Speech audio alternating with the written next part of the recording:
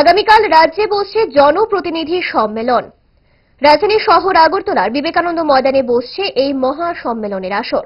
পঞ্চায়েত স্তর থেকে শুরু করে মন্ত্রী, বিধায়ক, সাংসদ সহ সমস্ত স্তরের জনপ্রতিনিধিরা উপস্থিত থাকছেন এই মহা সম্মেলনে। সম্মেলনে প্রধান অতিথি হিসেবে উপস্থিত থাকছেন রাজ্যের মুখ্যমন্ত্রী ডক্টর মানিক সাহা, কেন্দ্রীয় গ্রামোন্নয়ন, কৃষি এবং কৃষক কল্যাণ মন্ত্রকের মন্ত্রী শিবরাজ সিং চৌহান। এই সম্মেলনের মূল প্রতিপাদ্য বিষয় নির্বাচন করা হয়েছে বিকশিত ভারতের পরিকল্পিত ভাবধারাকে গ্রামীণ স্তরের মানুষের কাছে পৌঁছে দেওয়া সহ জনসচেতনতা বৃদ্ধি করা।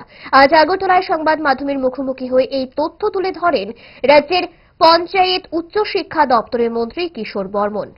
আমাদের ত্রিপুরা রাজ্যের মাননীয় মুখ্যমন্ত্রী প্রধান অতিথি হিসাবে অংশগ্রহণ করবেন, ওনার বক্তব্য উপস্থাপন করবেন।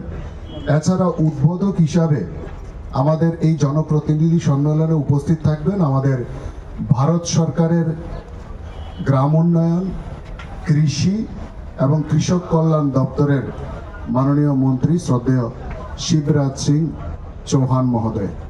আমাদের এই সম্মেলন একটা গুরুত্বপূর্ণ সম্মেলন।